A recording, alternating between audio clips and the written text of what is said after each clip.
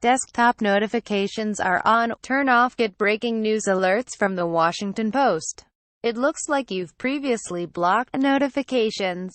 Please update your browser permissions. Email you free updates as they're published.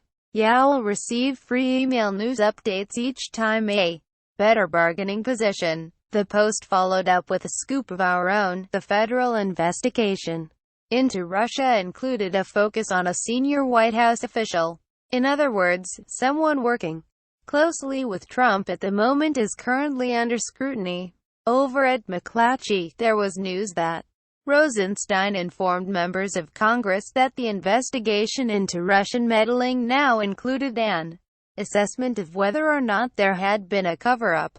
At this point, it's hard to see how things could progress in a way that's less favorable for the Trump administration. Of course, it seemed that way for most of the past 2 weeks. News and analysis on the deadliest day for police since 9/11. News and analysis on the deadliest mass shooting in U.S.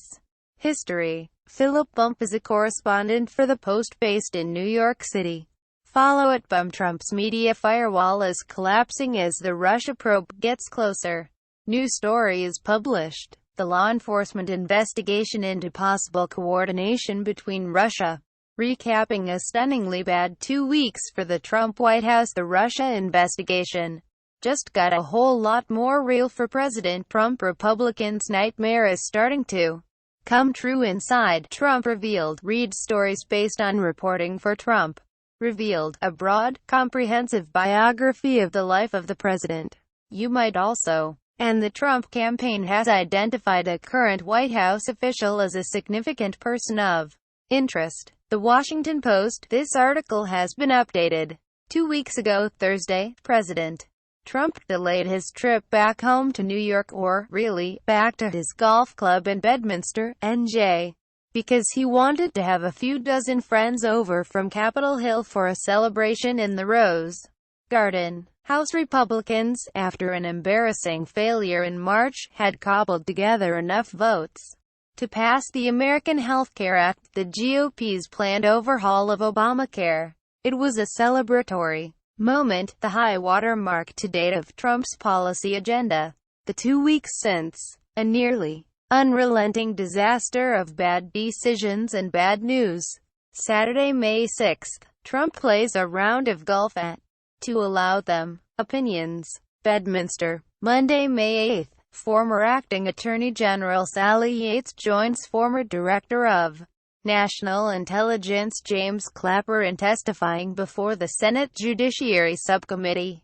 She reveals that she told White House counsel Don McGahn on January 26 and 27 that she believed that National Security Advisor Michael Flynn could be compromised by the Russian government and that his private statements contradicted what Vice President Pence had said publicly.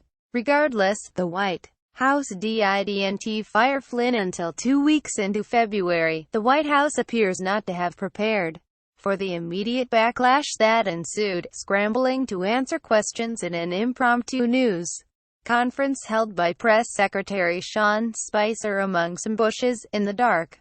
Trump's allies on Capitol Hill were unaware of the decision, as were many officials in the White House itself. When the administration announced the firing, it included a memo from Deputy Attorney General Rod J.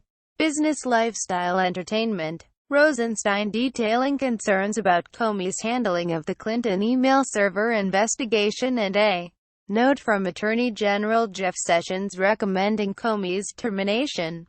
It also included a letter from Trump to Comey, explicitly mentioning that Comey had told him 3 times that he wasn't under investigation. That letter was dropped off at the FBI by Trump's longtime personal bodyguard, although Comey himself was in California. Spicer argues that the firing was spurred by Rosenstein's memo, which was all him in its creation, something Rosenstein did on his own initiative.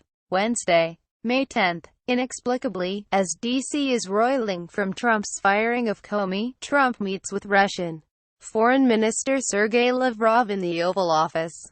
Ambassador Sergei Kislyak is there, too, which we Learn only because the Russians brought a photographer with them who filed photos to the Russian news agency TASS. The rundown of the meeting that the White House released to the press. Didn't podcasts Can He Do That? Be the first to know about new mention Kislyak. Later in the day, the Post reports that Rosenstein threatened to resign after seeing how his memo was used against Comey. This memo, Deputy Press Secretary Sarah Huckabee Sanders says, left Trump no choice but to fire Comey. But she also contradicts Spicer, saying that the memo followed a meeting between Trump, Sessions and Rosenstein on Monday. The White House releases a timeline that indicates that Trump wanted to remove Comey after his congressional testimony the prior week, not because of the memo. A Quinnipiac University poll released on May 10 shows truly terrible approval numbers for Trump. Thursday, May 11. In an interview with NBC's Lester Holt, Trump undercuts everything that had been said previously, arguing that he was going to fire Comey regardless of the memo, and that when he decided to do so, I said to myself, you know, this Russia thing with Trump and Russia is a made-up story. In short order, questions are raised about whether stories from PowerPost. Sign up to follow, and we'll email you free updates as they're published. Or not. This constitutes an obstruction of justice. Firing the man investigating you seems, in the abstract, to fit the bill. On Thursday night, another Times scoop, according to two people who heard Comey's account of a dinner that he had with Trump the day after Yates warned the White House about Flynn. Trump asked Comey whether or not he would pledge his loyalty to the president. Comey demurred, promising only his honesty. All of this buried the other embarrassing story of the day: Trump's claim to The Economist that he invented the phrase priming the pump in an economic context.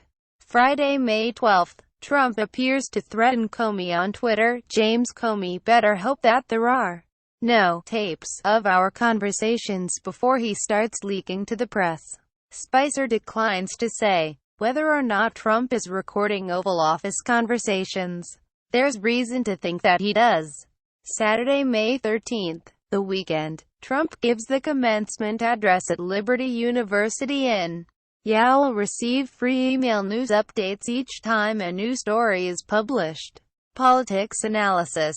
Lynchburg, VA. Sunday, May 14. Trump plays a round of golf at his club in Sterling, VA. Monday, May 15. The Post reports that Trump's conversation with Russians Lavrov and Kislyak in the Oval Office included revealing highly classified information so classified that the White House subsequently asked news organizations to constrain how they discussed it when reporting on Trump's leak. Administration officials offered a series of carefully worded denials that offered the sense that the White House strongly disputed the claim.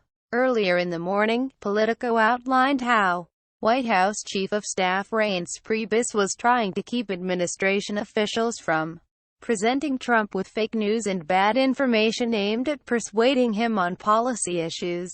Tuesday, May 16. On Tuesday morning, though, Trump seemed to again undercut all of that rhetoric, tweeting that he had the absolute right to share information with the Russians, which is true, even interpretation of the news based on evidence, including data, as well as anticipating how events, as pertains to classified information.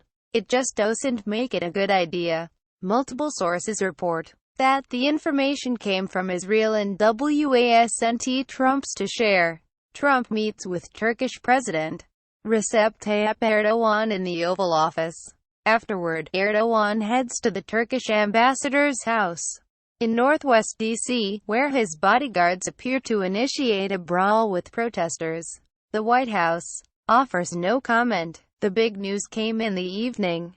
The Times broke the story that Comey had recorded contemporaneous memos detailing his conversations with Trump, including one in which Trump appeared to ask for the FBI to drop its investigation into Flynn. Wednesday, May 17.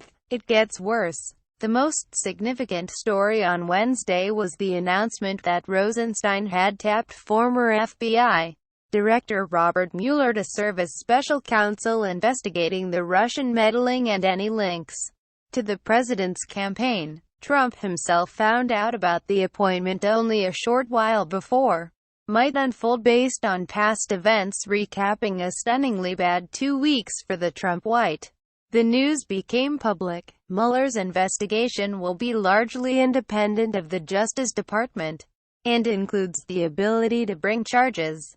The Post reported on a leaked recording from a June 2016 meeting, in which Republican House Majority Leader Kevin McCarthy made a comment about how he believed Trump was being paid by Putin. The New York Times reported that Flynn himself had informed McCain before Trump was inaugurated that he was under investigation by the Justice Department for lobbying on behalf of Turkish interests. That lobbying cropped up in a report from McClatchy, detailing how Flynn was asked to give the Trump team's approval for a military action involving Kurdish forces against the Islamic State. He declined to agree to the effort, which aligns with what the Turkish government, which opposes U.S. Kurdish coordination, would have wanted. Thursday, May 18. Reuters reports that the Trump campaign team had at least 18 contacts with Russian interests. House be the first to know about news stories from PowerPost. Sign up to follow, and well, that hadn't been disclosed. A friend of Comey's explains to The Times the extent to which the former FBI director was concerned about Trump crossing the line of propriety and pressuring the FBI over the Russia investigation. Rosenstein appears before the Senate in a closed session.